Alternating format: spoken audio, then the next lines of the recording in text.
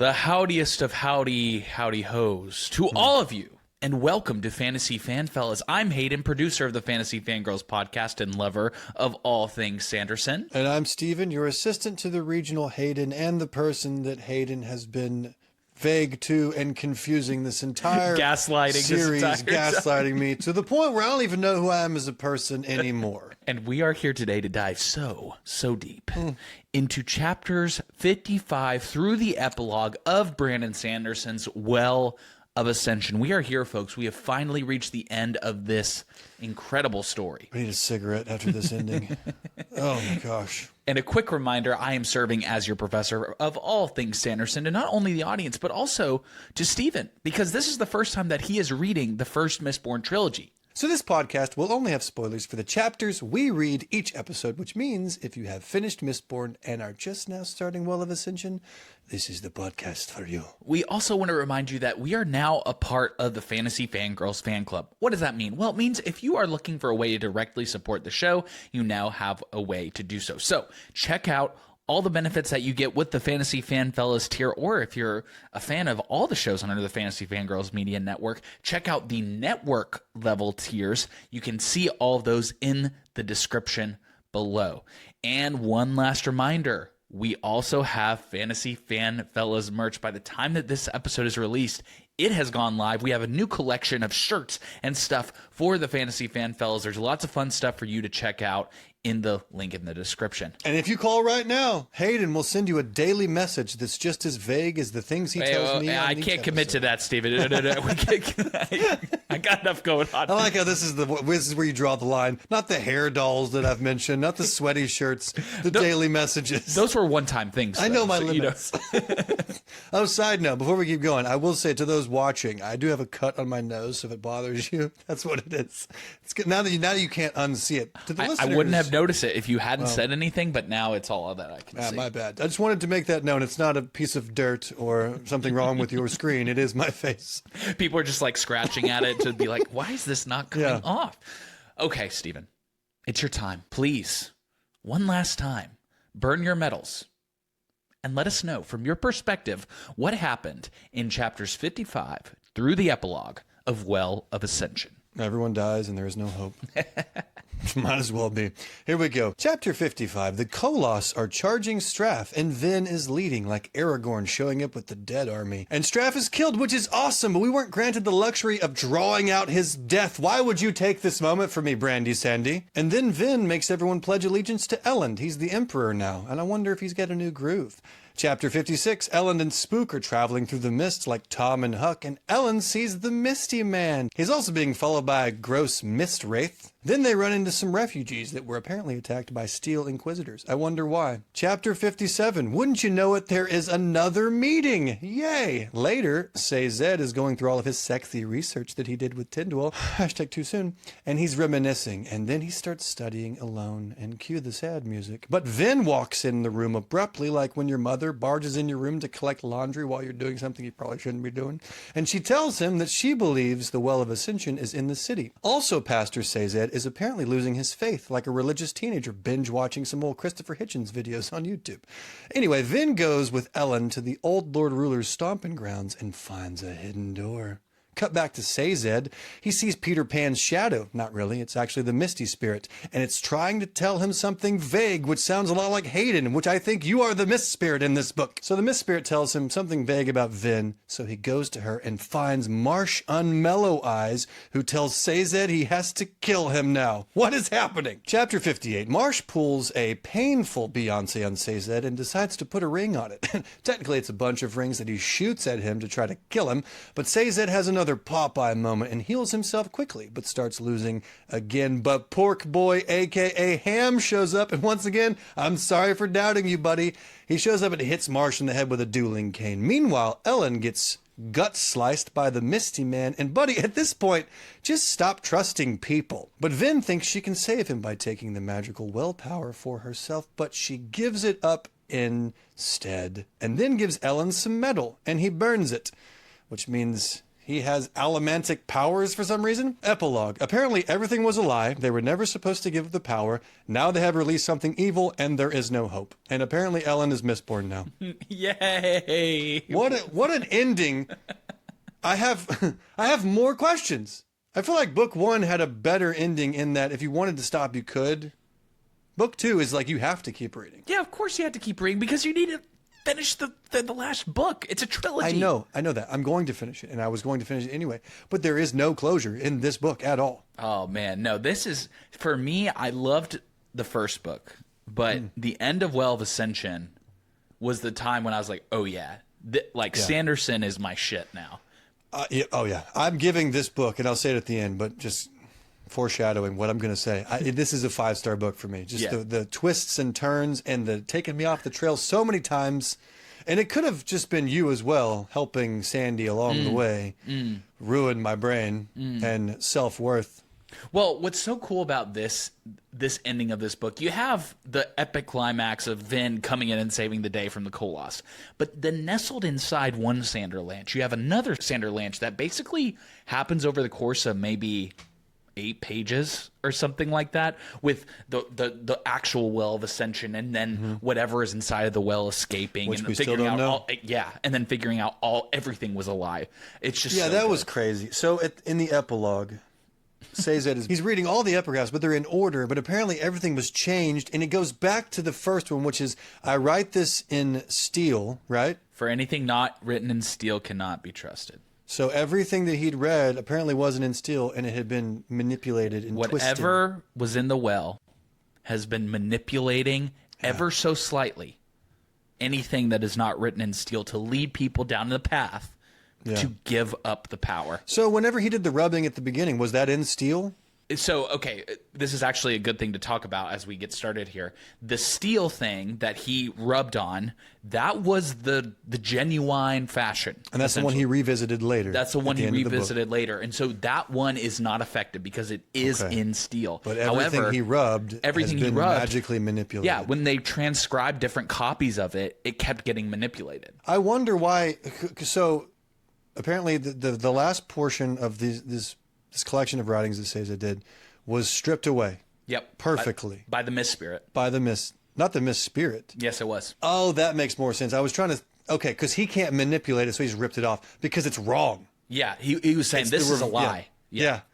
Yes. And then we find out the Mist Spirit has been trying to vaguely help them. You are the Mist Spirit. I was so mad at the Mist Spirit.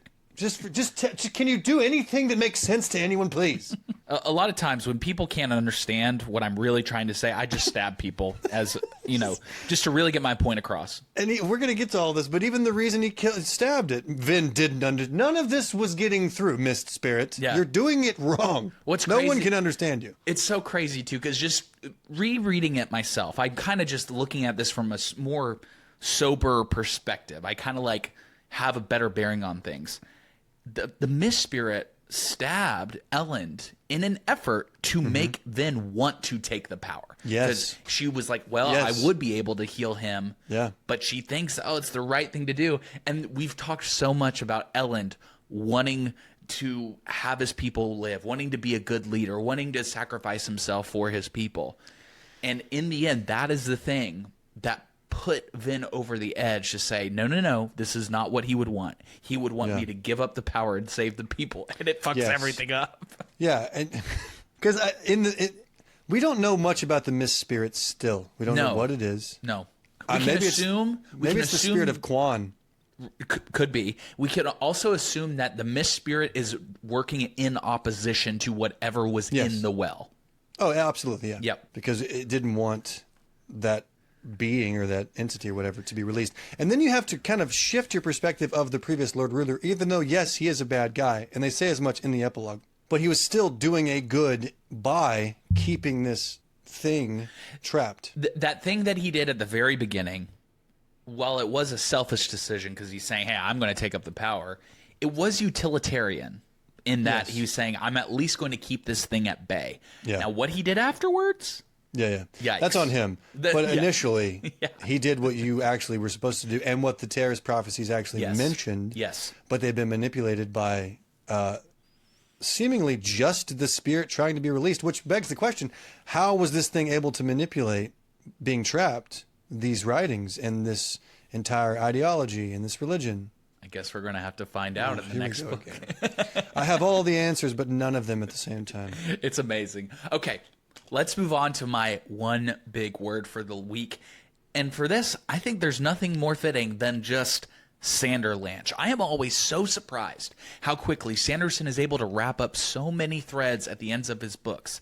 And that is absolutely on full display in Well of Ascension. From the resolution of the siege, to the scene at the well, to Sazed's revelation about Quan's writings, it all gets tied in such a nice little bow that propels us into the final book, Hero of Ages. And just to say something about a good thing about Brandon Sanderson, a lot of authors will try to shove everything at the end by not setting it up in the beginning of the book, but he does such a good job of providing breadcrumbs that you don't realize until the end. So he's already put everything in a row. Yes. And he's got all of his ducks lined up, and then he just throws a bunch of information at the end.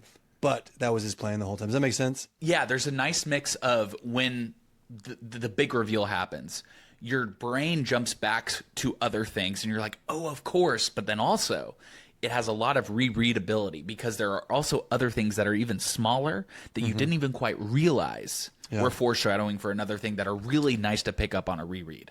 Yeah, and I think I don't have any answers, but everything was still tied up in such a way it propels me to the next book. Yeah. I have a theory. I don't want to lose it. Can I throw it in here real quick? Yeah, go for it. Okay. Asshole Zane, okay? Bitchy Zane. What did I call him? Shadow bitch. There we go. Insane Zane, yeah. No, shadow bitch. Yes. Anyway, so he has the voice of God. Now, I think either the voice of God is the being that finally got let out, or it's the mist spirit. I can't remember if that directly gets resolved in the next book or if that's just an assumption we have to make, but I think that's a great theory. Okay. All right, Stephen. It's time to don our mist cloaks and dive so deep into the Well of Ascension. Face first. And take the into power the well for of ourselves. Yeah. All right, Stephen, can you please give us the epigraph for chapter 55? What's the point? Yes, I will. Reshek is to try to lead Alindi in the wrong direction, to dissuade him, discourage him, or otherwise foil his quest.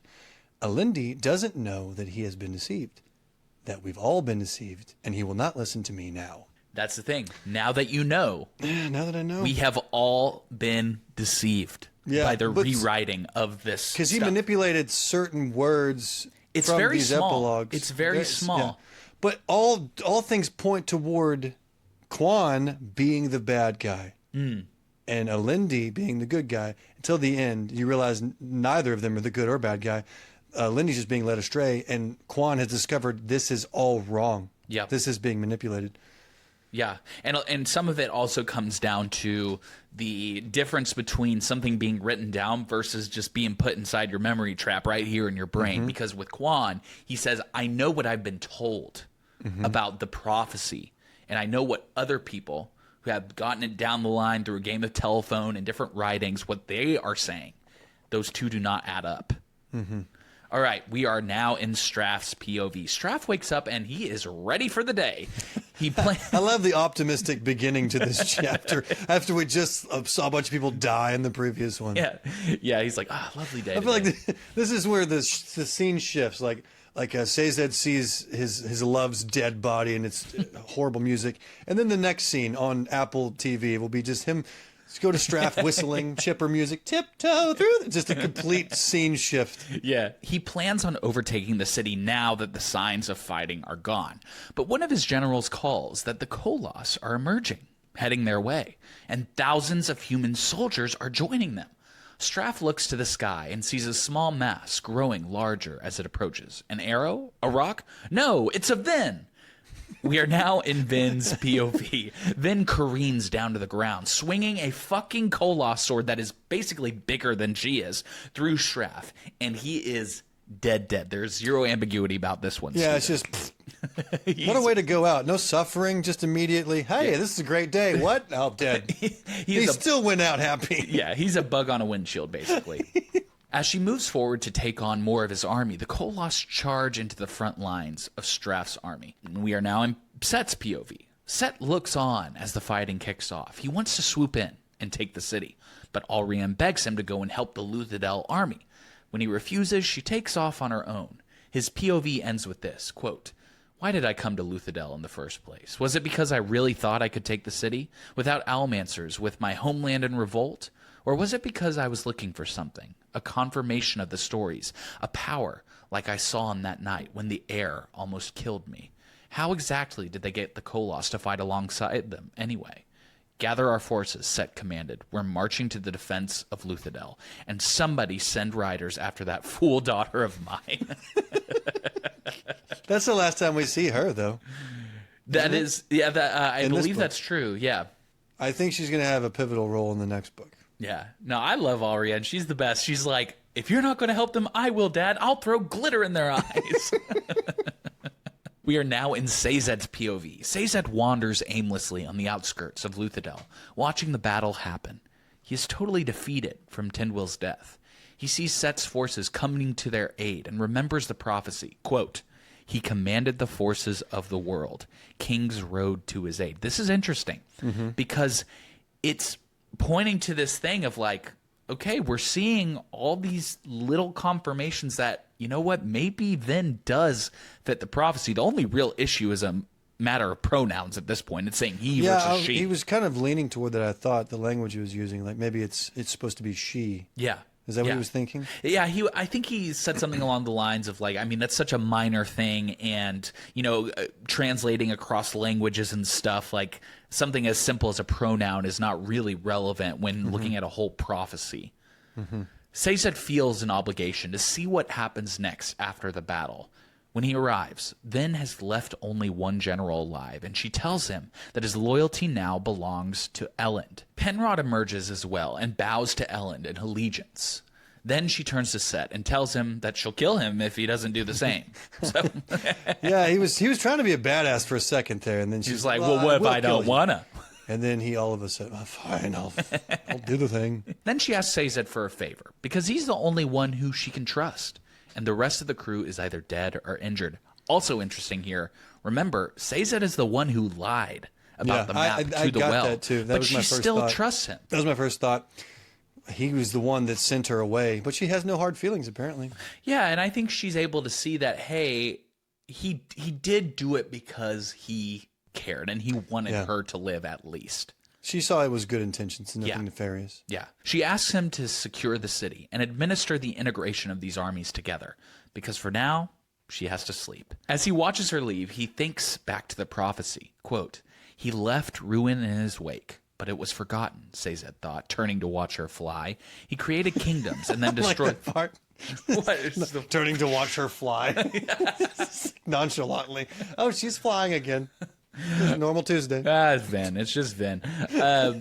He created kingdoms and then destroyed them as he made the world anew. We had the wrong gender all along. As you said, Steve. Yeah. End of part 5. This is the easiest part of this particular set of chapters. True. It just goes off the rails from here. All right, Stephen, give us the epigraph for chapter 56. "If Reshek fails to lead Alendi astray, then I have instructed the lad to kill my former friend." We are now in Elend's POV. Elend and Spook are still working their way back to Luthadel.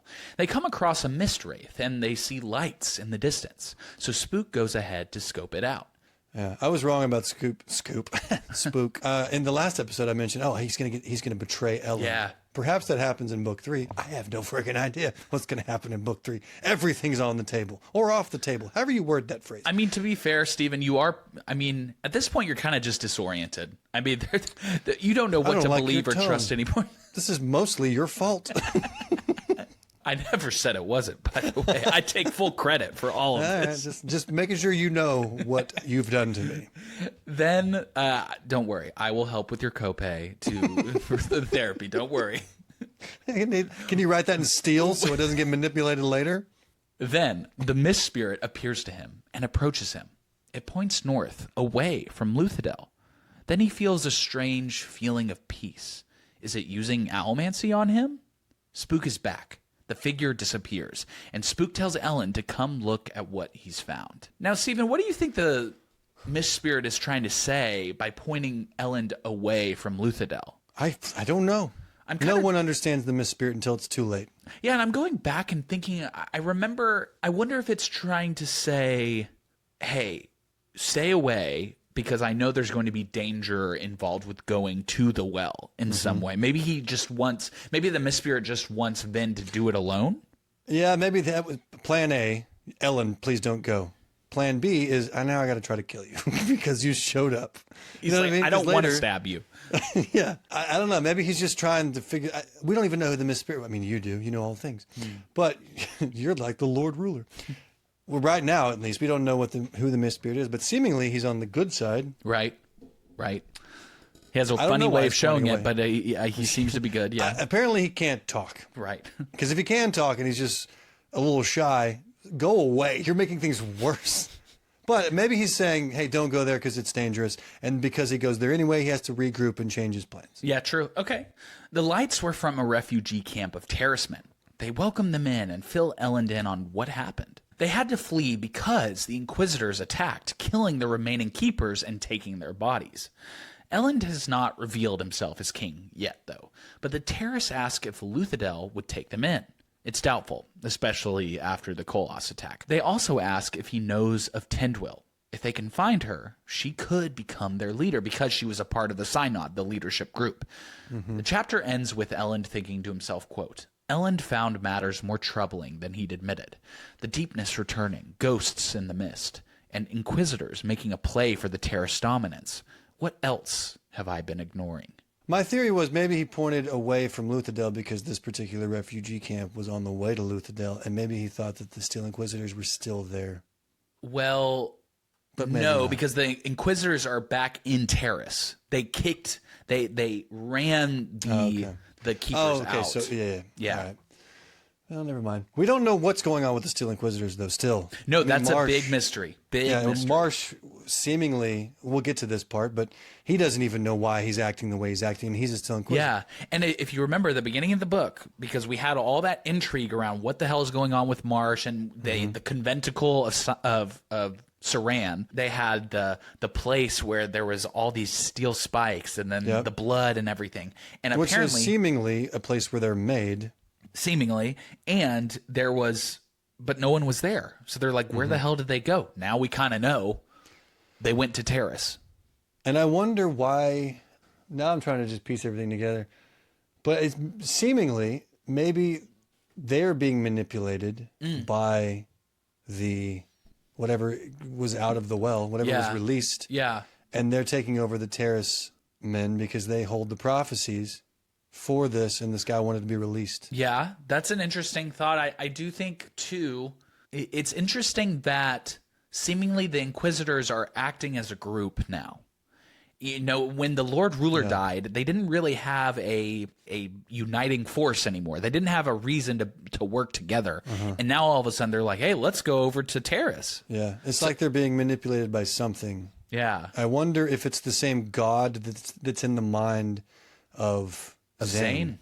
Okay, yeah. Because as I go back to my realization, he had a steel thing through his chest, similar to the ones that are in the face of Steel Inquisitors. Yeah, exactly. So maybe this voice is in everybody, and we've never had a POV post Lord Ruler from a Steel Inquisitor. Yeah. So perhaps that's what it is. Okay. It's the same voice. I don't know, because Marsh, when we get to him, he's confused. He doesn't know why he's supposed to do this, which leads me to think that maybe a voice is telling him you have to kill Sazed. Yeah. But we just don't have his POV. Right. Okay. Because he says something, and we'll get to that part, but we'll see. Okay. All right. I hate doing these assumptions because I feel like people have already read these books and they're just listening to the podcast. Some of them have already read them and they're listening to my things like, oh, what a freaking moron! This is not even true at all. I will say, Steven, you have gotten a lot of love from fans of the show about some of your predictions, is all I'll say.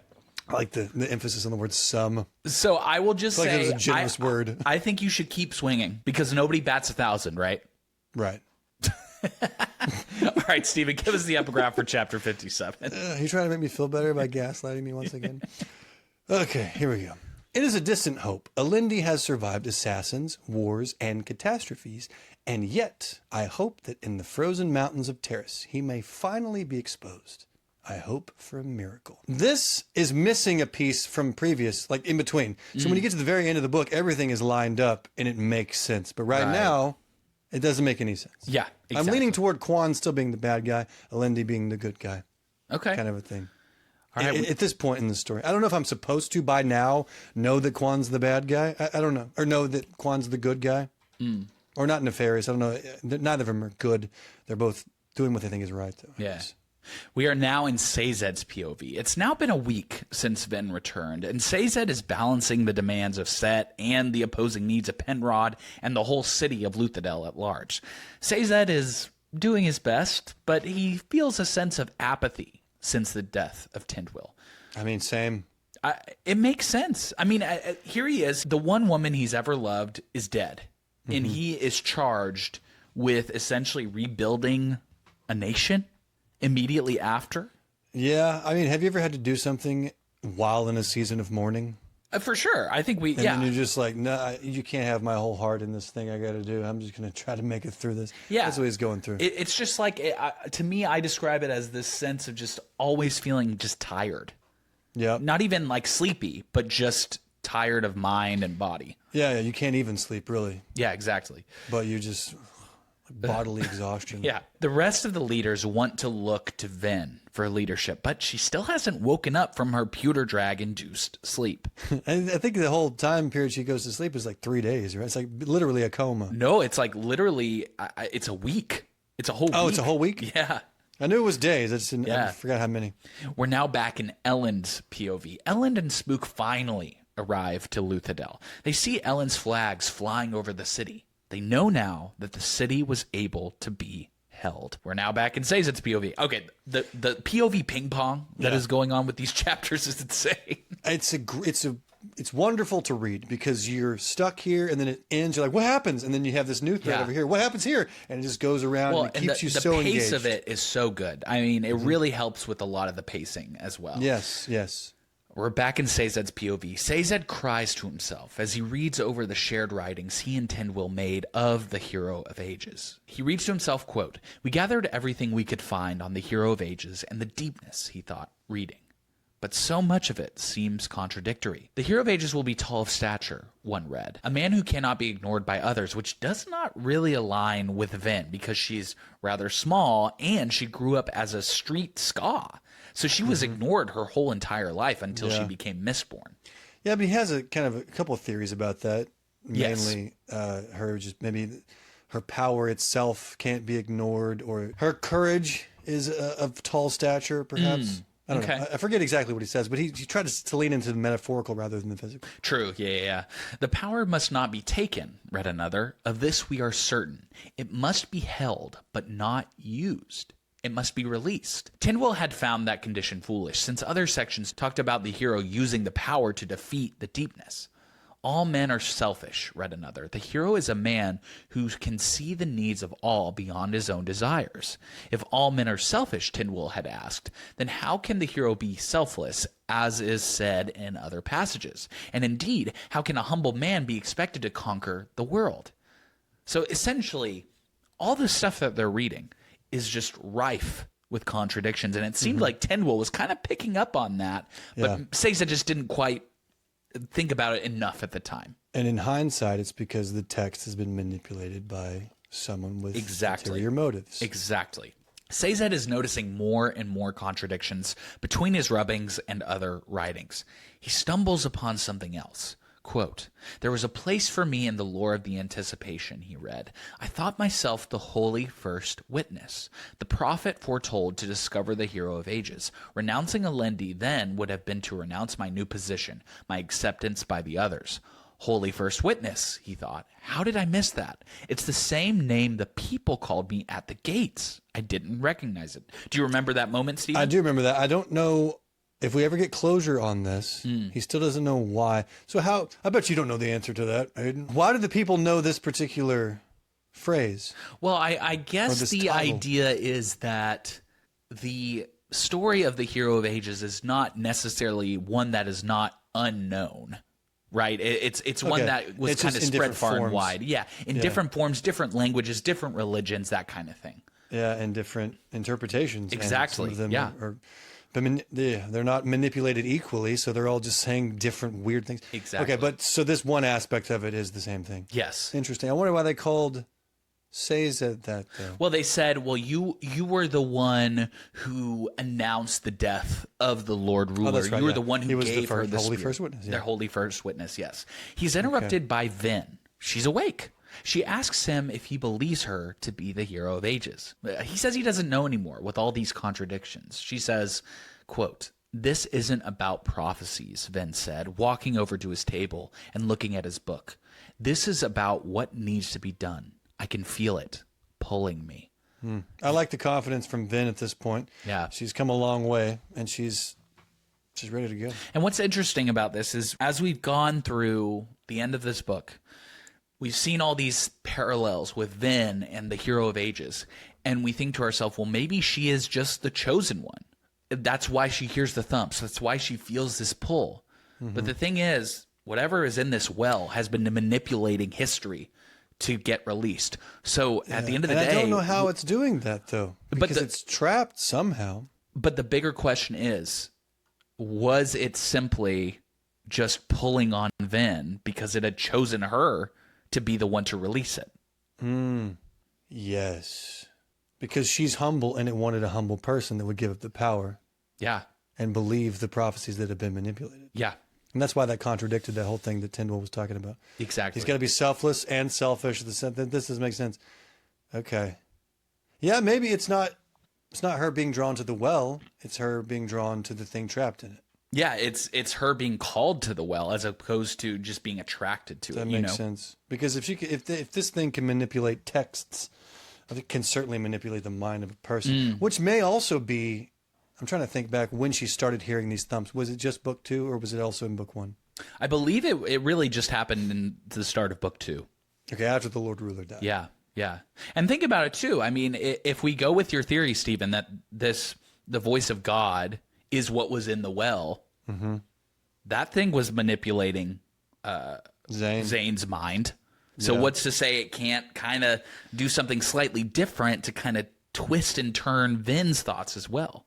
Yeah, because Vin was the only one that this voice told him not to kill.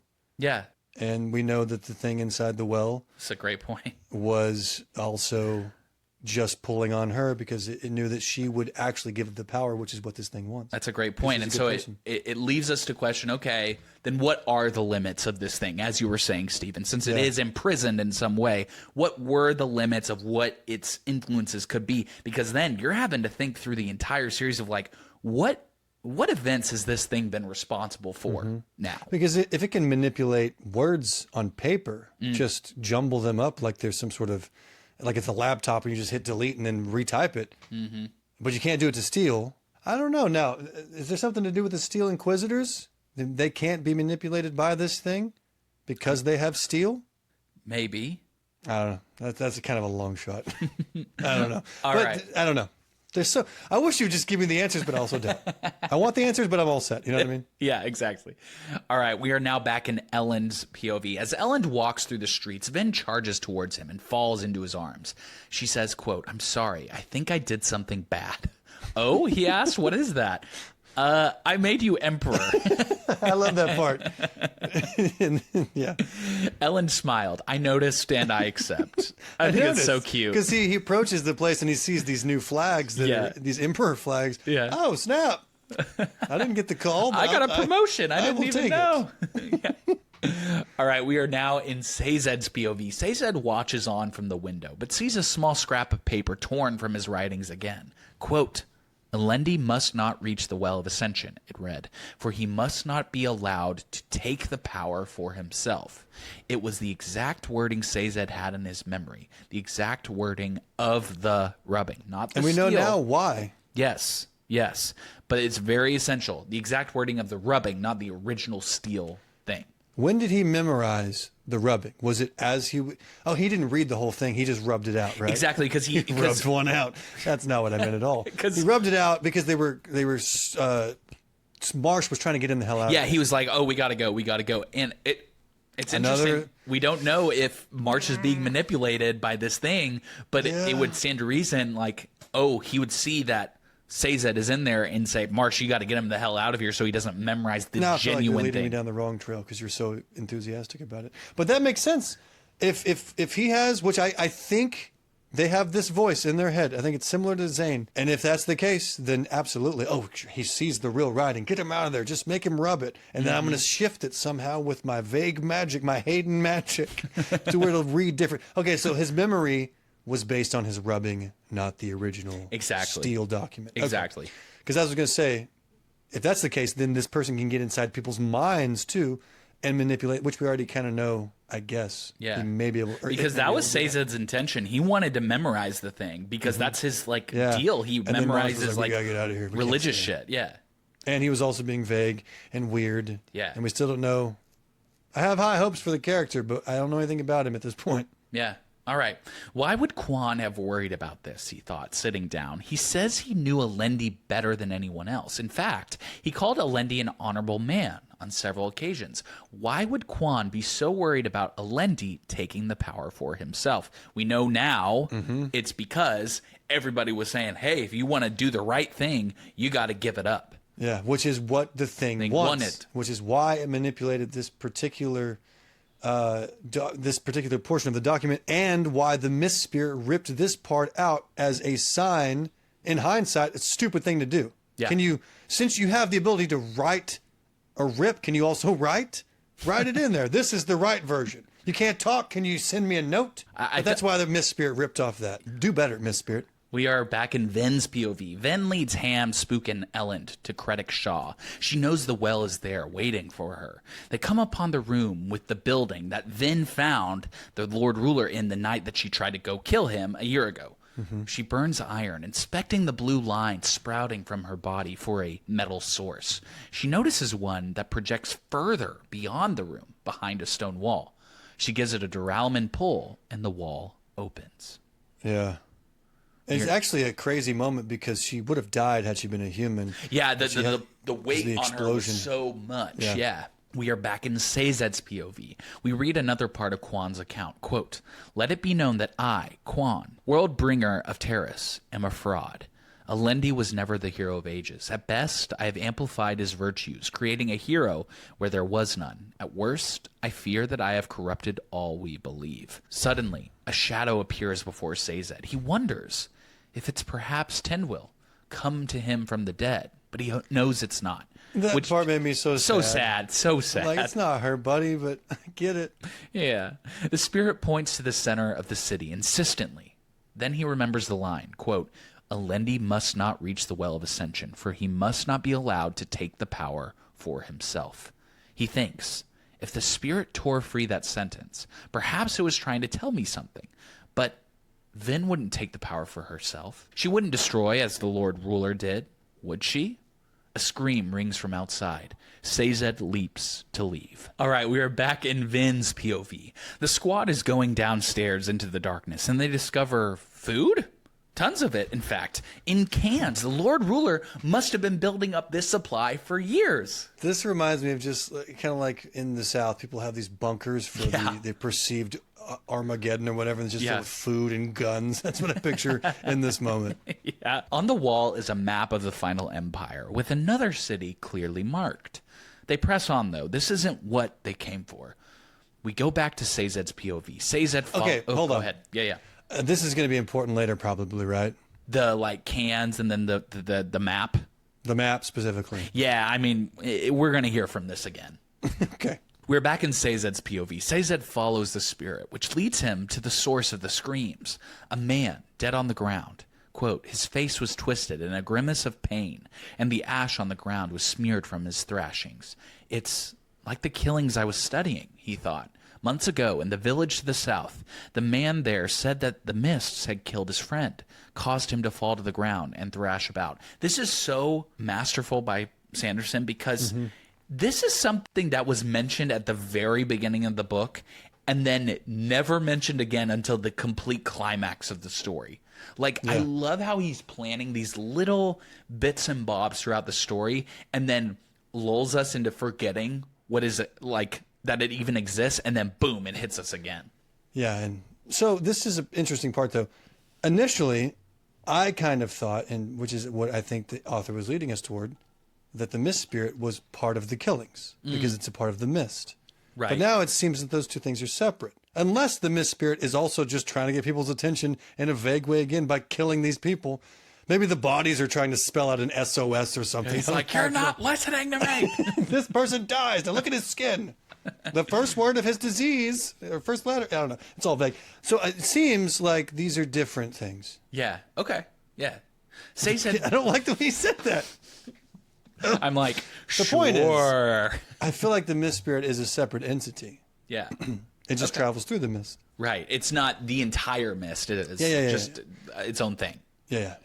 The spirit points on to Credit Shaw. Sazed reaches Credit Shaw only to find Marsh standing before the passage. Vin and the crew went down. Why is Marsh there? I don't know, but this is like such a creepy, badass moment overall. Yeah, it is. Marsh says, quote, I wish I knew. I wish I understood. And Sazed like, understood what, dude? And Marsh says, quote, I wish I understood why I have to kill you. That's so hard. I'm going back to the Zane, the shadow bitch. Okay. Everywhere he went, that was the main thing the voice told him. Kill him. Kill him. So I feel like right now, perhaps, I could be completely off, but it's a good theory at least. Yeah. The voice is in his head. Kill him. Kill him. And he's been doing that. And maybe the Still Inquisitors have the ability to kill people and not be seen in the mist, and that's who's dying. Interesting. By Still Inquisitors. I don't know. But the mist is also kind of doing the same thing. Yeah. But point is, maybe Marsh is having the voice in his head right now. Kill him. Really interesting parallel for sure.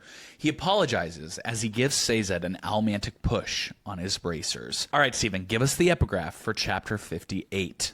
Alindi must not reach the Well of Ascension. ... Ooh, the ... dots are pulling a lot of weight here. Yeah, the old ellipses. We are back in Vin's POV. They come upon another cavern with mist swirling inside. And Vin hears the thumps as loud as ever. And now, that's all that happened in that POV, by the way. Because I know.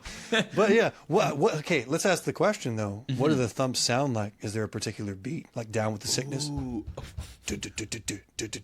Or is it just... Ooh. I feel like they're like resonant. I feel like you can feel them like vibrating in your entire body. Like a kick drum? Yeah. Boom, boom. And then when you get closer, you can feel it even more. Is there a pattern? It's bongos instead. Steel drums or something. Right, there you go. We are back in Sazed's POV. Marsh is about to kill Sazed. He picks up a pouch that fell from Sazed as he threw him around, thinking it's a bag of coins. The metal goes through Sazed. He knows he's about to die. Then, a voice. Quote, those weren't coins, a voice seemed to whisper. The thought rattled in his dying mind. The bag Marsh shot at you. Those weren't coins. They were rings, Sazed. 8 of them. You took out 2, eyesight and hearing. You left the other ones where they were, in the pouch, tucked into your sash. The rings are now touching him as they were tucked into his flesh. He's able to call upon their stored energy. He rises. Quote, you have betrayed us, Marsh, Sazed said. I did not realize those spikes stole a man's soul, as well as his eyes. You cannot fight me, Marsh replied quietly, his voice echoing in the dark room. You are no warrior. Sazed smiled, feeling the small metal minds within him give him power. Neither, I think, are you. So what was this voice? It doesn't seem like it's... I know. Is this a different voice? This seems like a different type of voice. Yeah, the feeling of it is different. And if you think about it, it's like, let's keep going with this theory that Marsh is being controlled, right? Why would whatever is in the well send Marsh to kill Sazed, but then help Sazed? Yeah, it's okay. Yeah, the way it's written in the tone of it is different than what you would think the voice would be. Yeah. Okay, I don't know. Yeah, I bet you don't know either. Yeah, I'm stumped on this one, buddy. Second. All right, we are back in Elend's POV. Elend and Vin reach another final cavern. In it is a source of light, not from a torch, but from a pool. Vin knows it to be the Well of Ascension. She's worried she'll become the Lord Ruler and take the power for herself. If only you did that, the story would end different. Yeah, but I realize you think this is the right thing to do. Elend says, quote, your eyes are beautiful. She frowned. What? Like, this is not the time, buddy. I know we're married and we can do this later, but I have things to do. Hit on me, and the pool was just so nice. I want to do a skinny dip with you and your nice eyes. Is that where he's going with this? And Ellen continued, part of the beauty in them comes from your sincerity. You won't become the Lord Ruler, Vin. You'll know what to do with that power. I trust you. See, Stephen, you were taking it to a perverted place, and he was just trying to be nice. No, I knew what was going to happen. I was just in the mind of Vin for a second. I was just riffing, just having some fun and riffing. But she doesn't do the right thing. True. She does the wrong thing. So you're wrong, sir. Her eyes are full of the wrong thing. They notice a ledge off to the side. On it are shards of broken something. Ellen picked some of it up. Even the book is vague, like you. Quote, it was a disc-like piece of fired clay with a single bead of some metal at the center. We're back in Sazed's POV. Sazed is now a true match for Marsh. Sazed asks Marsh why. He says he doesn't know. And Sazed's speed metal mind runs out before he can tear the spike from Marsh. Marsh says, quote, you were wrong, Sazed. Once I was not a warrior, but that has changed. You spent the last year teaching, but I spent it killing so many people. Okay. It goes back to my theory that people that are dying from the mist have something to do with the Steel Inquisitors. Okay. Interesting. Yeah. All right. As Marsh bears down on him, Sazed's candle extinguishes. Suddenly, a dueling cane smashes against the back of Marsh's head. Initially, I thought this was Ellen, and they were just somehow in the same place. Oh, Breeze. I thought that would have been so a cool redemption for Breeze. Yes, exactly. Oh, well. We're back in Vin's POV. Ellen and Vin stand over the pool. The mist spirit appears. Ellen asks it what it wants. Suddenly, the spirit stabs Ellen, ripping open his entire gut. This is such a weird part. Reading it, not knowing what the hell's going on. He's like, what do you want? He's like, what do you want? Picture Ellen. He's been shat on through this whole book in every way possible. And he's like, hey, Vin, I got this. I'm going to talk to it. It's not going to hurt me. Hey, what do you need, buddy? Immediate slice to the gut. Yeah, he's like, oh, I can't trust even myself anymore. He's like, you see, the spirit and I, we have a certain rapport together now. We've developed a certain friendship. Yeah. And he's like, fuck you. And he stabs him. Such an asshole move. I just feel bad for Ellen. He's just dying. Like, it is time. This is my last person to trust. And it still didn't work. We are back in Sazed's POV. Ham stands over Marsh's unconscious body, satisfied. Sazed relights his candle and stumbles down the stairs, searching for Vin. Back to Vin's POV. Vin holds Ellen, telling him she loves him repeatedly. He's going to die, unless if she takes the power. She goes to the pool and submerges herself in it. And this is so, I mean, this like speaks to the exact fears that Vin has, is like the people she loves leaving her. So in the defense of the Mist Spirit, this was a pretty good bet for her to actually take the power. I mean, I guess, but it's in Vin's mind, it's humanity versus this person. Yeah. And the right thing to do would still be, and this is what she comes to the conclusion of, would still be to let him die and give up the power, because she doesn't want the whole world to be hurt. And Ellen even gives her the eyes like, yes, do it for me, or do it for our community. Yeah. No, it's stupid. Miss Spirit, write it down. If you can stab someone, you can use that same blade to write a note in the dirt. Yeah, even just, write it with the knife in the dirt. That's a good point. Hell, write it in the skin for all I care. Just don't kill the guy. We're back in Sazed's POV. Sazed stumbles down the stairs. He knows he's already too late. And don't blink, because we're back in Vin's POV. The power comes upon Vin. Her left earlobe burns, so she takes out her earring. The rest of her body begins to burn as well, as if her whole body was metal burning in her stomach. Quote, she was glowing. She felt the power within, as if it were trying to burst back out. It was like the strength she gained by burning pewter, but amazingly more potent. It was a force of incredible capacity. It would have been beyond her ability to understand, but it expanded her mind, forcing her to grow and comprehend what she now possessed. Vin could remake the world. She could push back the mists. She could feed millions with the wave of her hand, punish the evil, protect the weak. She was in awe of herself. The cavern was transparent around her, and she saw the entire world spreading, a magnificent sphere upon which life could exist only in small areas at the poles. She could fix that. She could make things better. She could save Ellen. A voice comes to her. She mustn't do it. She must let go of the power and defeat the deepness.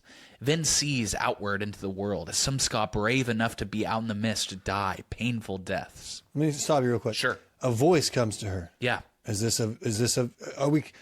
hard to decipher whether or not this is like your inner voice or an external voice. Right. In. Is it like just your brain reminding you? Yeah, like this she is thought what... to herself, "Oh, I shouldn't do this," or a voice from like a god figure. Well, and if you think about it, I mean, if this thing is trapped in the Well of Ascension, she's there with it now. So it's that thing talking. That's what I think. Yeah. Yeah. Quote, "It will get worse," the voice said quietly. "It will kill and destroy. And if you try to stop it yourself, you will ruin the world, as Rashek did before you." She remembered what Sazed had said. She must respect Elend's wishes. She knows Elend would want his people to survive, to be free. He'd want the deepness defeated. I just have to quote the ending of this chapter in full. Quote, "Then closed her eyes and tears rolled down her cheeks. Apparently, gods could cry." That's an amazing line, by the way.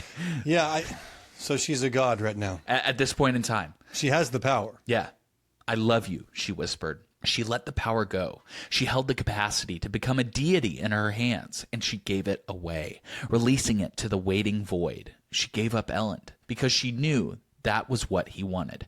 The cavern immediately began to shake. Vin cried out as the flaring power within her was ripped away, soaked up greedily by the void. She screamed, her glow fading, then fell into the now empty pool, head knocking against the rocks. The cavern continued to shake, dust and chips falling from the ceiling.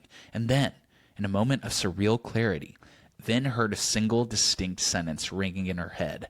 "I am free." I mean, when I read that, I was like, God dang it, they just can't do anything right, even when they think they are. But yeah, that's the voice then. That makes more sense as we read it in context. Okay, so I think the idea is that this well fills up over time. So it's empty, yes, but it that's will the fill implication. up again.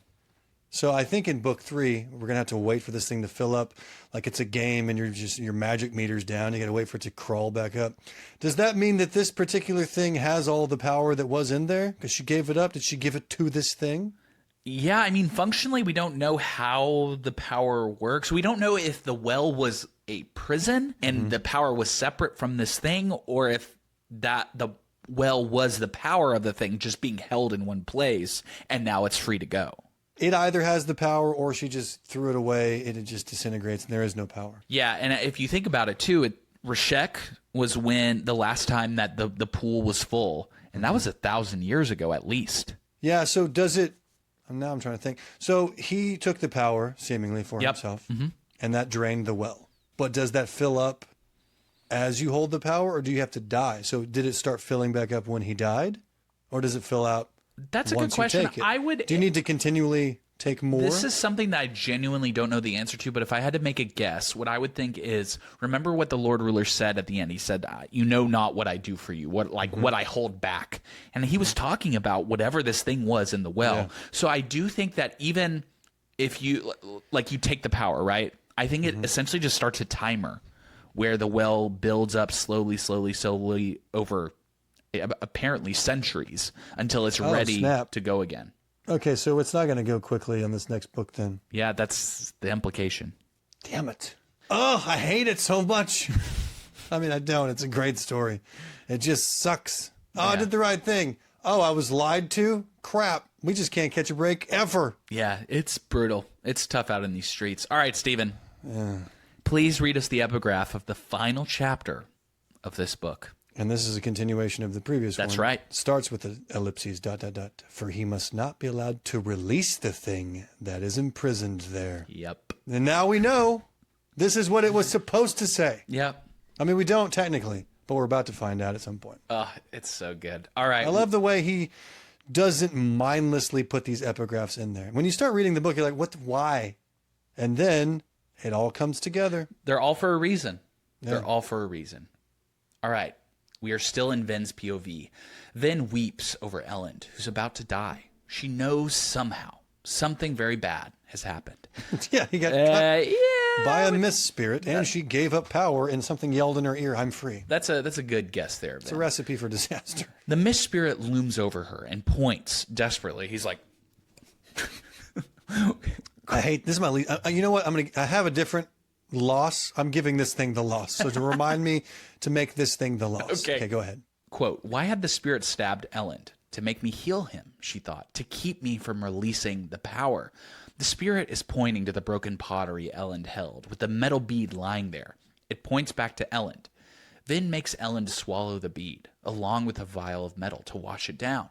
The chapter ends with, quote, then oddly the color seemed to return to his cheeks. Vin knelt, confused, watching him. The look on his face, the way he lay, the color of his skin. She burned bronze and was shocked to feel pulses coming from Elend. He was burning pewter. Okay, so we don't really know what this freaking thing is, right? What the metal is? Yeah. Whatever it is, it turns people into Mistborn. It makes them Mistborn. Yeah. That's the implications of this. Yep. So I was right about Ellen having allomantic powers. Yeah. My reasoning was because he just hadn't broke yet or snapped yet. Yeah. He didn't do his little bend and Didn't bend snap. and snap yet, yeah. So I was wrong on the reason, but he eventually got his powers. So you're saying there's broken shards that contain metals. I wonder what this is is there more of these? And is this how all of the Allomancers were created, or the Mistborn specifically? Well, and remember, I think it said later something about like, oh, we know now how Allomancers were made, essentially, because they got this metal. And remember how Orsur said as well, oh, mistress, you're so strong, it's as if your blood hasn't even been diluted through the generations. So we had this first generation of Allomancers that apparently was also created by the Lord Ruler, but now we know there's this metal at the well that seemingly actually created the Allomancers. And over the generations, the bloodline gets slowly diluted to where Mistborn become, quote, weaker and weaker. Where does the well come from? We don't have any origins of this thing. We don't really know why this thing is here. We don't know who put who encapsulated this beast in this. We don't know anything. Yeah, true. I have more freaking questions after book 2 and have no closure. But I am so excited. That's the mark of a great book. I'm so excited for book 3. I can't take it anymore. It's so good. I'm ready to be done with this episode so I can read it. All right, Steven. There is no epigraph for the epilogue, so we're just going to go straight into it. I feel like we should just like salute or something as an epigraph. Like, thank you for your service, epigraph. It's just like repeated ellipses over and over again. ... We are back in Sazed's POV. Sazed is back at the conventicle of Saran, where he first got the rubbing of Quan's writings. He goes up to the steel engraving, the original. He puts his rubbing up to it. It does not match. He looks down at the last sentence, the one that had been cut by the mist spirit. Quote, Alendi must not reach the well of Ascension, Quan's ancient words read, for he must not be allowed to release the thing that is imprisoned here. Imagine how frustrating that would be to be Sazed in that moment and be like, oh my God. Yeah, that would be full body bad chills. Because he knows it's been released. How long has it been since the previous I think chapter? It's something like recently. I think it's a few days to weeks. Yeah, something like that.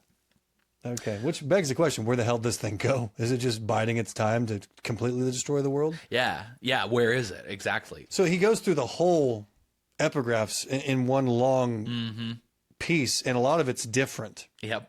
But just minor things are different. But this part right here is the worst part. Yeah. Because it's the exact opposite. Yeah. Somehow they had been tricked. It's like when you like get a test back. I'll never forget this. I was in 7th grade and I got a science test back that I felt so good about. I was like, I got an A on this. I know I did. I got a 47. Did you study the wrong book? I don't know, because I like the amount of red that was on that fucking test in pen from my teacher. I was like, oh my God. It just got worse and worse as I went on. This is exactly this. Maybe in this, go with me. Maybe there's a nearby well of Ascension for your school. Ooh, I could have used that. And it was hiding a beast that you weren't supposed to let out, blah, blah, blah. Like you were the chosen one. I let the power go is what you're saying. Yeah, you let the power go, and now it just rewrote everything you studied, and it was the wrong answer. Somehow they had been tricked. Whatever was in the well knew that people would want to follow the words of a prophecy, to have hope, which is something we talked so much about in this deep dive. He reads back to the first sentence, quote, I write these words in steel, Quan's first words said, for anything not set in metal cannot be trusted. And here's the thing. It was all right there for you. Yeah.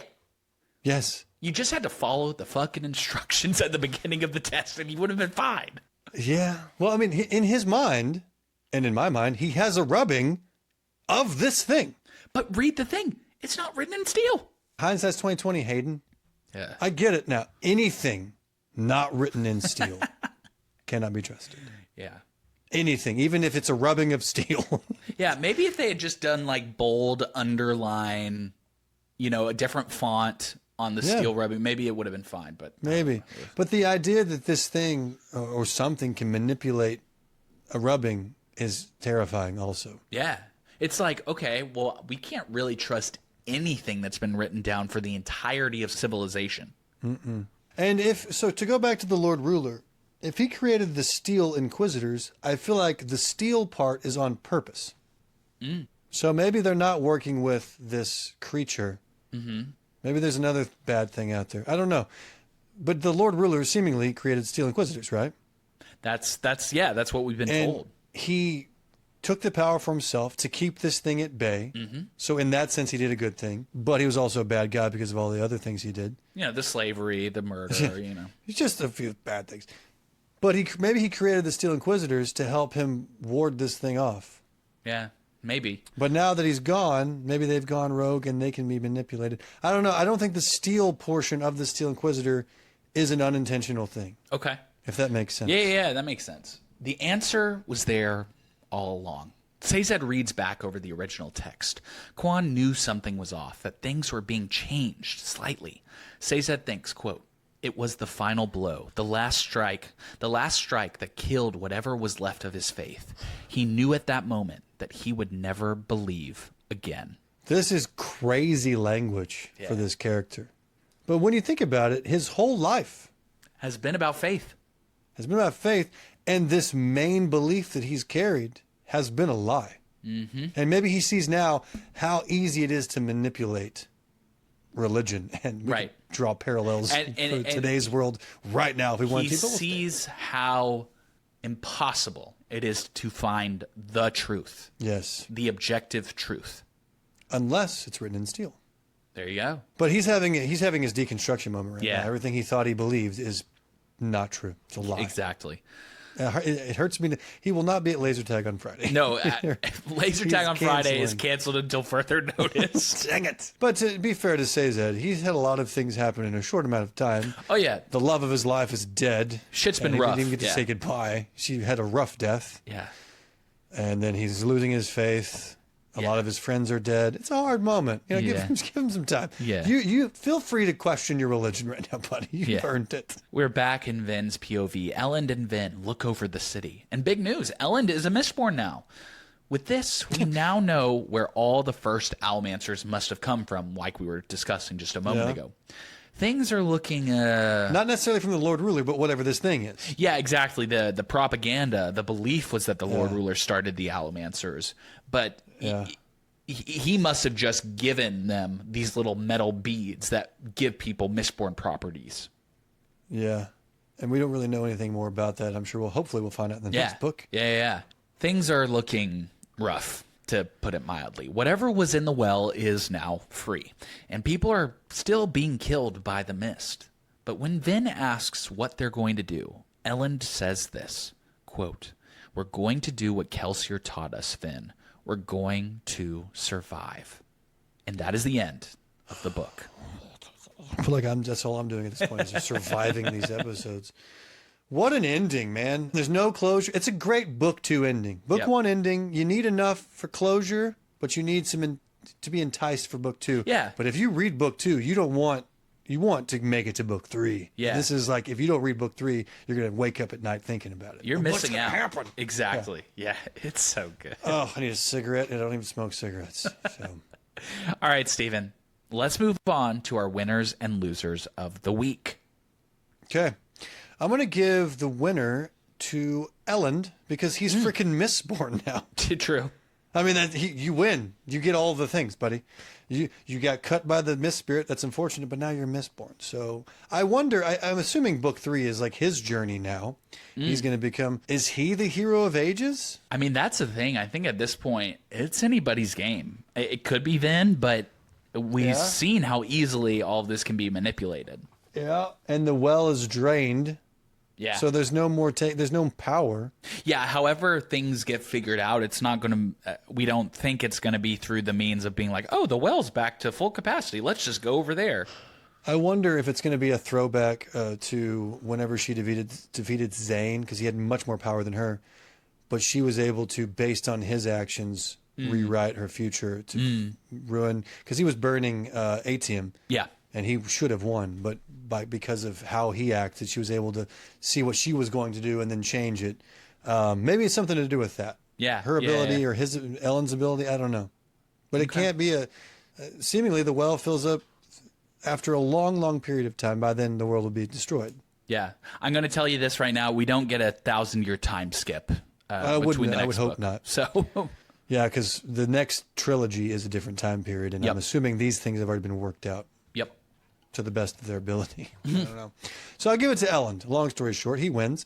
The loser is me, because I didn't see any of this coming, and now I don't know what's going on, and I am scared. I'm also a little happy, turned on. I'm all the things. The loser is me, because my brain is mush. But really, I'm also going to give the Miss Spirit the loss, because he's an idiot, and he's more vague than Hayden. Yeah. Not that you're an idiot, but he was being vague in his description, and no one could understand him. Yeah. Okay, fair. Well, for my winner of the week, I'm actually going to give it to whatever the hell was inside the well, because He got out. it worked for over 1,000 years to point people in the right direction that would free it, and it finally worked. That is a good point, and that just shows you with enough tenacity. You can do anything, man. You can free yourself from the prison someone else has put you in. Exactly. And for my loser, you're going to love this one, buddy. Straff. He's dead. Finally. Good. Goodbye. Good riddance. It was a quick death. It was too quick, I thought. Okay, Steven. All right. I'm curious to hear. Do you have any predictions for the next book, overarching The Hero of Ages?